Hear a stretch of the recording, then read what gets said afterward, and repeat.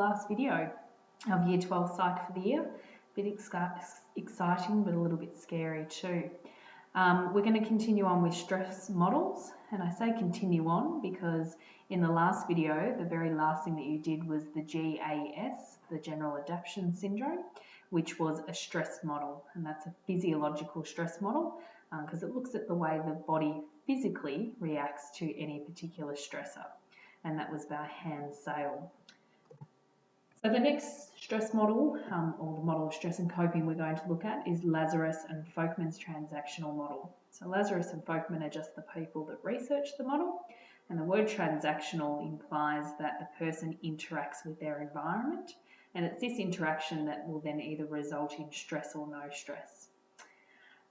So basically they believe, Lazarus and Folkman, that you make an appraisal of the situation that you're in, so an assessment, and this assessment is affected by your beliefs, your goals, your circumstances, you, anything that makes up you, and then basically depending on that assessment will determine whether you experience stress. According to their model, we have a primary appraisal section or period and a secondary appraisal section or period. So in the primary appraisal, when we're first faced with a stressor, you make an initial evaluation, and you either decide that the stress is not even relevant to you. For instance, perhaps your neighbour just lost their job, that's probably not relevant to you. Or you might decide that, you know, it's just neutral. It's not a bad thing that's happened, but it really doesn't affect you. Again, maybe a neighbour had a baby, that's nice. But again, it's what we call benign positive. It really doesn't affect you, or the other option is it's completely irrelevant to you. The other possible options are that we decide that something is quite stressful. And if it's stressful, it will either be seen as a threat, so it has the potential to cause harm, harm or loss in that some sort of harm or damage has already been caused, or we might see it to be a challenge, like eustress, where perhaps there's some room for personal growth, but it will still be stressful. If it's irrelevant or benign, then we don't tend to think about it anymore. There's no more stress. However, if we do decide that it's harmful, challenging, or threatening, then we tend to make a secondary appraisal. Okay. So the secondary appraisal is where you consider what you can do to actually cope with this stress and whether you have the coping resources necessary. If you don't have the coping resources necessary, then you're going to experience stress. If you do have some coping strategies or resources available, then you may not experience stress. And there are two types of resources that you have available. You can either use problem-focused coping or emotion-focused coping techniques. So some examples of problem-focused techniques, which are basically practical ways, so P for problem-focused and P for practical ways of dealing with your situation, means taking control. So for instance, you just failed a SAC, so instead of going home and talking to your friends about it, you actually sit there and do some revision and go through what it was that you didn't know so you can actually fix it before the exam. Information seeking, for instance, you know, if someone's unwell, you might decide to Google it, get some more information, perhaps get a second opinion. That's definitely a practical way of dealing with the situation. Or sometimes there might be a time where you might evaluate the positives and negatives in the situation to see what choice or what pathway you might follow. So these are all practical ways of coping with a stressful situation. They're problem-focused coping strategies. People often use emotion-focused coping strategies as well, and these aren't about removing the stressor or trying to tackle the problem, but they're just about reducing the negative emotions. So for instance, if you engage in some meditation, you'll become more relaxed and hopefully less stressed, but you haven't removed the stressor at all, it's still there. You might talk with friends and you find that just talking will help, but again, it's just about making you feel better, but the stress is still there. Some people deny things, so you know, I've got a SAC next week, but we'll go into denial mode, pretend that we don't, and we'll just avoid it. People often use distractions, whether it's eating, you know, watching TV, doing everything apart from what they actually should be doing. Lots of people get very dramatic and expect the worst. So when they've got a SAC coming up, they just tell everyone that they're going to fail. And some people exercise. And again, that's not getting rid of the stress in any way, but it might make you feel better in terms of facing the stress. So there's lots of options available. So basically, the strengths of this model is that Lazarus and Folkman actually did some research on humans, unlike Hans Sale, who did his research on rats. It's a cognitive approach, so it really looks at the thought processes and the fact that someone actually has to perceive a stressor and make a decision, whereas in Hans Sale's general adaptation syndrome, there was no thought processes. The rats that he tested on, he felt just all responded to the stressor in the exact physical way. This approach tends to take into account both mental processes and the emotions that people might experience in response to stress. Limitations is there's not much emphasis on any biological or physiological aspect of stress. They don't talk about what physically happens to the body, and it doesn't explicitly outline how social, cultural and environmental factors can affect stress perception. We can kind of imply it in the model, but it doesn't specifically tell us. We'll go through this and a lot of examples in class, so really just try to get the notes down, and hopefully as we go through more examples this will really play out and you will understand this model.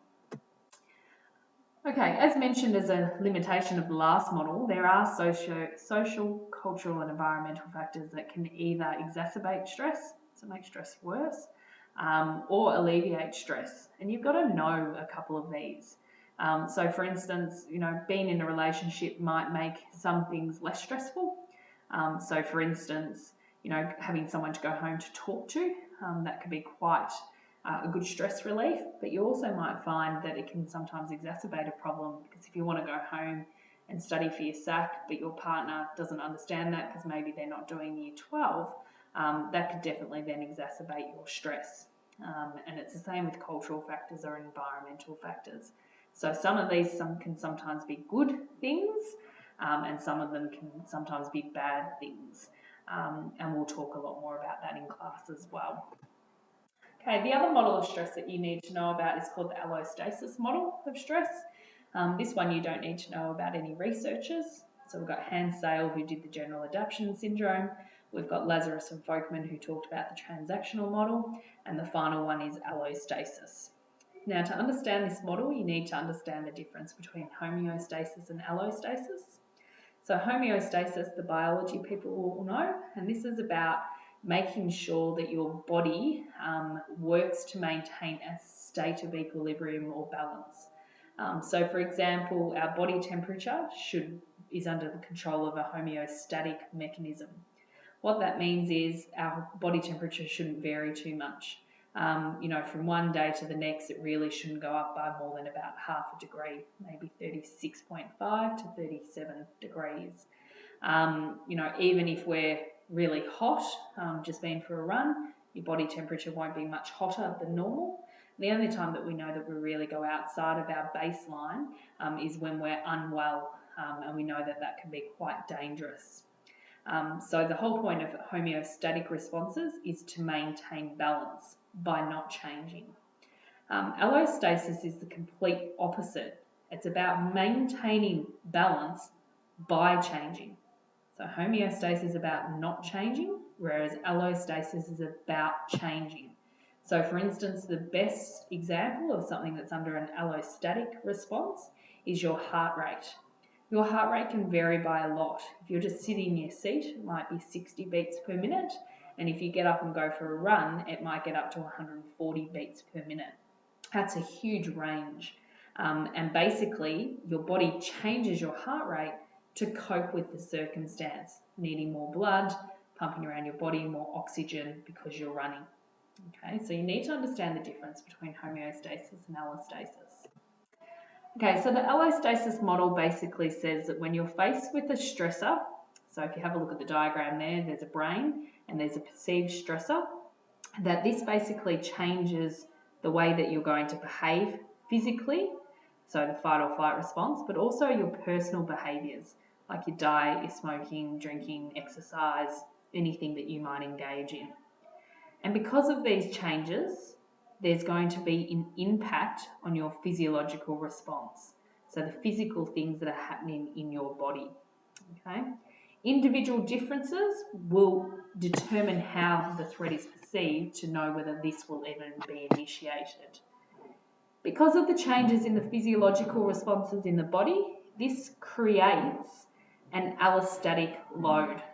So in other words, the longer that your body has to keep working to try to re-establish allostasis, it will create an allostatic load, which means there'll be a toll that it's taking on the body. It's the price that we pay for continually trying to bring our body back down to normal levels. And this allostatic load basically leads to stress. So when the demands of the stressor exceeds the body's ability to cope, we go into allostatic overload. And this can occur when you've had repeated exposure to a new stressor, when you can't adapt to a stressor, perhaps when there's a lengthy stress response, or perhaps you've just not had an adequate activation of your fight or flight response, or your behaviours that you've initiated haven't been good in managing the stress. So allostasis will occur, and then you'll go into allostatic overload, and then basically you'll have a physical response to that stress. Immune system might break down, and you will start to get unwell. They feel that this is the only true biopsychosocial model. So for instance, the first model, Hans Sale, was a biological model. The second model was a psychological model. That's by Lazarus and Folkman. People feel that this is the only one that truly takes into all factors. Biologically, because it talks about the fight and flight response and how that takes a toll and creates an allostatic load. Psychologically, because it talks about all those factors that can affect your perception of stress. And socially, again, because it talks about they actually feed into your perception of stress. And that's clearly defined in this model. So that's the difference between the three models. The last little bit of information you need to know is about coping with stress. There will definitely be any question on the exam outlining someone who is stressed and then asking for you to give them some feedback in terms of what they can do to cope with it. One of the very technical techniques of coping with stress is biofeedback, and this is where someone is hooked up to a machine of some sort, and they're made aware of an autonomic process that they weren't aware of before. So for instance, you don't know your heart rate now until you're hooked up to a heart rate monitor, and then you become aware of it. Or perhaps you measure it. You don't know what brain waves you're producing yet, or at the moment, until you're hooked up to a machine and you can actually see them on the screen. So you're hooked up to machinery to see these autonomic functions. And then basically the idea is that you try to gain control over these functions that you normally would not have control of. So for instance, a client is in a quiet, comfortable room, they're hooked up to these machines, and we look at the baseline. Patients are taught how to try to change that baseline, whether it's about their breathing rate, their heart rate, their brain waves, or some muscle tension. So they might be taught some relaxation techniques. Then they're led through an experience of stress, and then basically they have to try those techniques out to try to lower their physiological response to stress. So you're trying to gain control over something that you don't normally have control over. So by wearing a heart rate monitor while you're exercising, you might be able to try and implement some breathing techniques to try and keep your heart rate down. This is a really good technique in migraine sufferers and making them aware of their muscle tension. But I'll talk about that a little bit more in class. The other things that you need to know in terms of coping with stress, meditation and relaxation. So meditation redirects the flow of consciousness away from the stress. And relaxation is about relaxing the muscle and the mind. And basically they induce theta waves. They can both induce theta waves, theta and alpha waves, but meditation is the one that induces theta waves. Sorry, that's really confusing how I've written that, so I'm just going to say it clearly one more time.